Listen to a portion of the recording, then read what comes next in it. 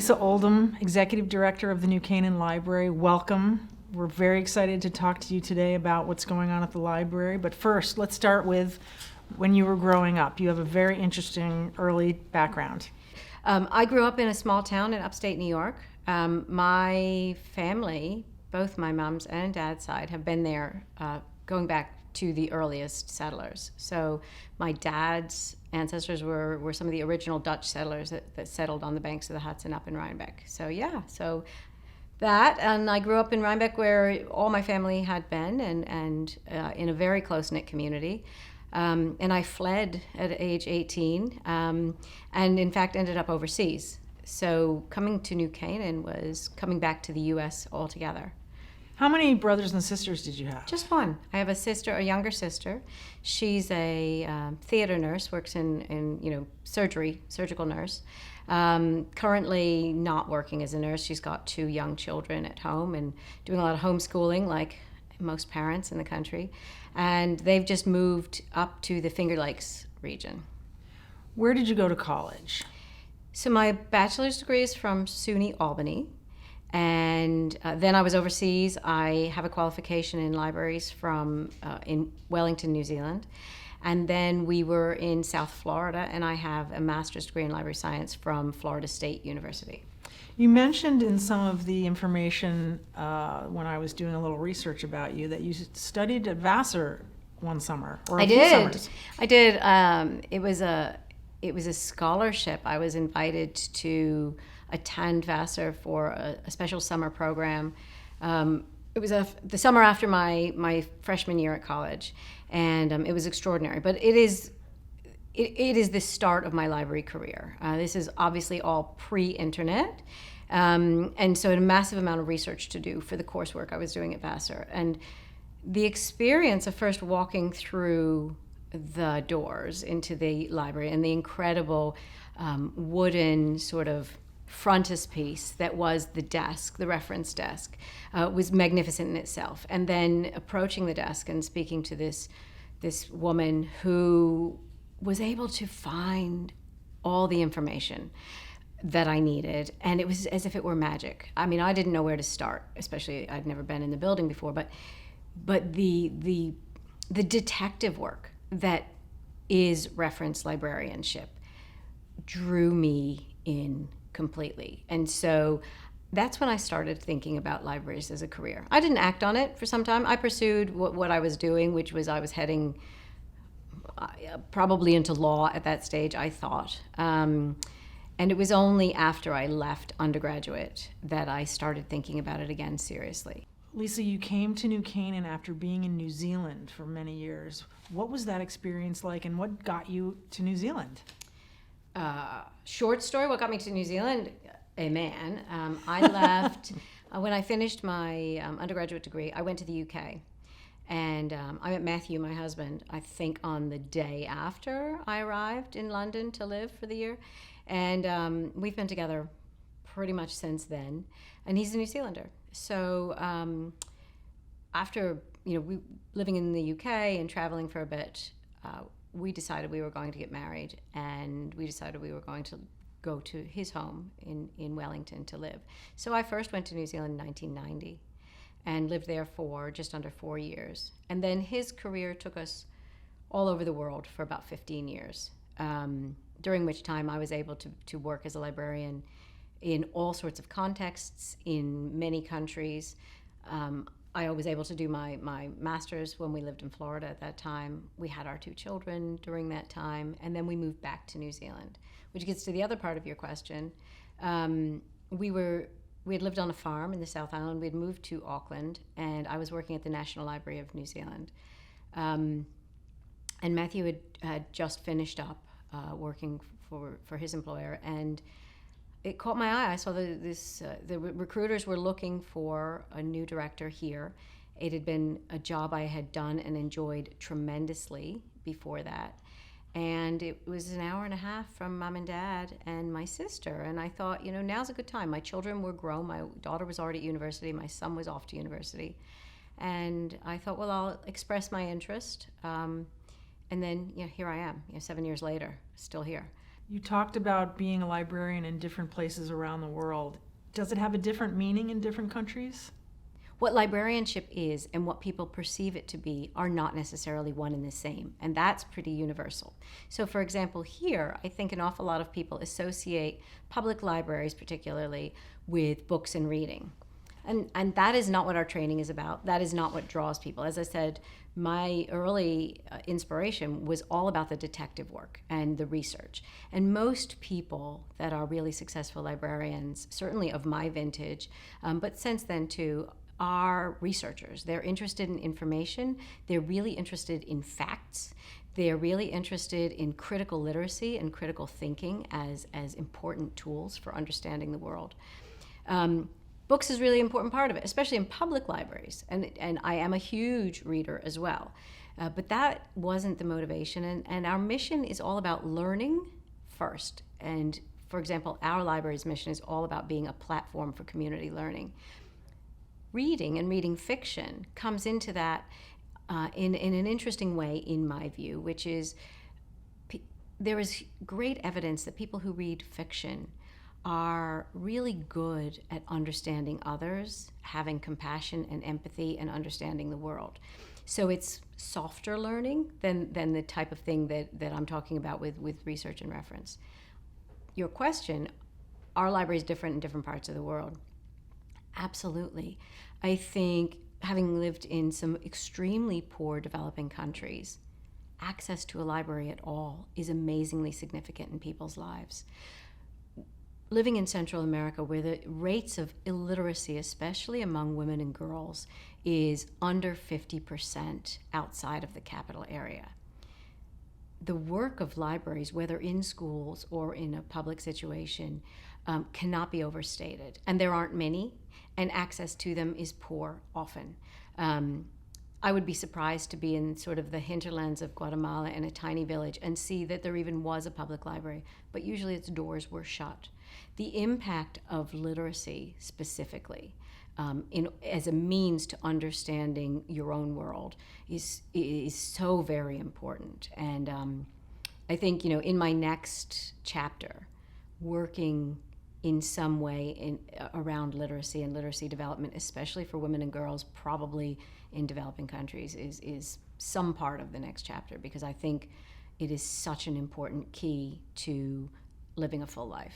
You came to New Canaan. You were recruited to become the executive director of the New Canaan Library. How long ago was that? 7 years, 2 months. No, it was just over 7 years ago. And did you know when you were coming that there was a big project ahead of you? Well, frankly, that was part of the appeal. Okay. I have done this job in Tasman, in New Zealand, with a whole library district. So with a main library and multiple branches. And so the job itself was definitely very interesting, but what made it really appealing was that there was this project on the horizon. I had been director of that library when we did one major renovation and one brand new library, and we're just starting a third renovation of one of the other branches. So those were experiences that I really enjoyed. It's clear to me that certainly in New Zealand and here, the future of libraries is brighter than it's ever been. Libraries in affluent, very well-educated communities are having a renaissance, absolutely. And so being part of that was definitely a big part of the appeal. Certainly I hadn't expected it would take us 7 years to get where we are today. But it's been fun, and certainly there was a lot of work to do on every element of the institution to get us where we're really ready to inhabit that new building. The quality of what we do at the moment needs a new building, frankly. And you have a great team around you, a volunteer team, some of your staff involved.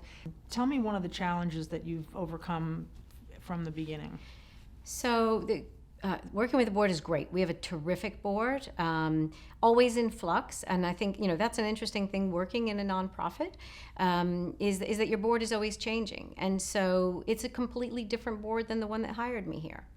And what I think is for me, the defining characteristic of New Canaan and New Canaan Library, therefore, is the willingness of people in the community to give up their time, their talent, and their treasure to make it a better place. And that is what I see continuously with our board in its every iteration. And so that is just extraordinary to me, the time and energy and cash that people put in to make good things happen. And one of our former board members, who's now our co-chair of the capital campaign, lives by a motto, which is you make somewhere better than you found it. And that seems to be what drives everyone I engage with in town, and especially around the library project. And so how can you not be uplifted every day? No matter what the challenge, when you're surrounded by people who live by that kind of mantra, it makes it pretty easy. You feel uplifted, and you can overcome anything. Very exciting. What kind of advice would you give a young woman coming out of college that is interested in going into the field that you're in? So I think starting with try to get paid work or volunteer work in a library first. I think, as I said earlier, some people's ideas of what the work is about is very different from what it's about. It is, especially my line, which is public libraries, it's all about people. And so if you are not a very people-oriented person, a sociable person, it's not really a good alignment professionally. There are types of librarianship that are, although not many these days. No matter what your field, being a people person has to be, one of the way you identify. So I would say, first try it out. Committing to graduate school is a big exercise for anybody, and I'm always surprised to meet young graduates who haven't yet worked in the field. Amazingly, the ones I have met are exceptional, but my advice would be try it out first before you make that big commitment to graduate school. I think the other thing is, it's demanding. Certainly, coming to work for me, expectations are very high. It's very demanding, but in return, my goal is to provide exceptional experiences for people to learn and grow within the profession, and to create opportunities for people to really succeed and be all they can be. Lisa, what do you think are the traits of a successful leader? I think there are many. And I think they can be displayed in different ways by different people. But I think, obviously, a clear sense of vision has to be among the top of those. The ability to both create a vision and to convey it, and to have other people want to join you in achieving on that vision has to be one of the key factors.